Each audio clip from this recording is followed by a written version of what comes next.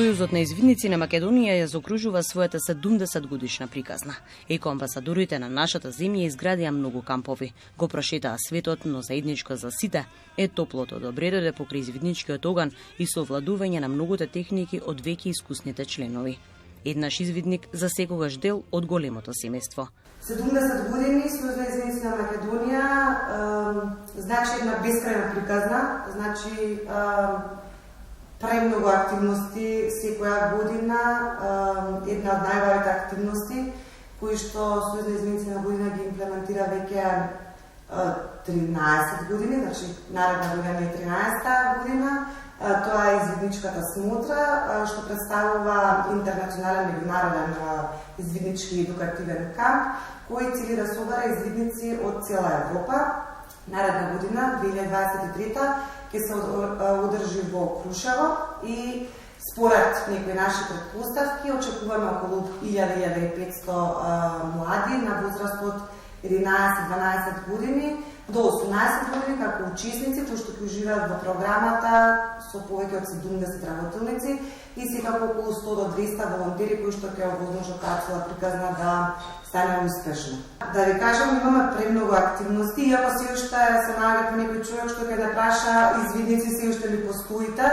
Да, се уште постоиме, многу сме активни, не сме толку медиумски можеби експонирани и застапени, затоа што немаме толку многу време да се организираме за такви активности, меѓутоа медиумите се секогаш поканети и добредојдени на било кој наш настан, кој што често пати е или на планина, негде кај што не е нешто многу достапно или инфраструктурно да се стигне, меѓутоа на секогаш ни значи да луѓето и народот во Македонија ни посетат нашите активности. Наголемата волонтерска акција за пошумување на опожарените површини Боренка го враќа животот во опустошените предели. Во моментот имаме неколку поголеми активности кои што ги спроведува Сојуз на извидници на Македонија, соработка со други младински организации, еве во тека еден преубав проект Млади за промена, кој што го имплементираме заедно со Центар за интеркултурен диалог од Куманово и со Новос од Струмица.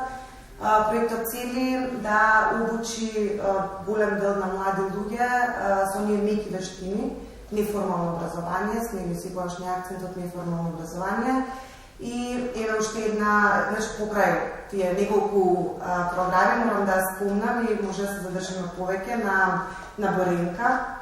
Тоа е една преубава приказна иницијатива која што спроведува Сојуз на извидници на Македонија во партнерство со јавно претпријатие Национални шуми, секако како единствени експерти во нашата држава, без кои не може да се спроведува или секако приказната и поддржана секако од амбасада на САД. Значи, Боренка едукативното пакетче содржи, еве сега ќе отвориме, што содржи такво едно јаглено моливче и едно ливче каде што децата може да се вклучат во Боренка и да си го нацртаат своето дрвце, да кажеме, на ова ливче, да го сликнат и да го засадат во нашата виртуелна шума виртуелно на интернет. За секој нацртано дрвце од страна на деца, на млади, волонтерите на Боренка, заедно со извидниците и со експертизата на Национални шуми, одат на некој пожарено подрачје и садат нов вистински расад садници. Секако експертите ни кажуваат каде се оди, што се сади и слично. Ние како извидници сме тие кои што регрутираме волонтери и граѓани кои што сакаат да се вклучат во оваа општествено корисна работа, бидејќи сепак се работи за нашата земја, се работи за шумите, за планините кои што ни се нели основен извор за многу работа, не само за чист воздух, туку и шумите се најголем природен прочистувач на вода за пиење. И слични некои факти кои што ги имаме скоцкана, кажеме, во тие едукативни работилници и ги презентираме на деца, зависи од 4 до 6 деление, низ неколку региони во Македонија. До сега ни помина околу 600 ученици од општина Центар, од сите основни училишта. Бевме во Кавадарци, каде што не посетија повеќе од 150 деца, во Кочани, на 14 сме во Велес, И се надам дека тоа ќе биде тоа со работилници до крајот на оваа година. Здравје од јануари продолжуваме со едукативните работилници во другите градови.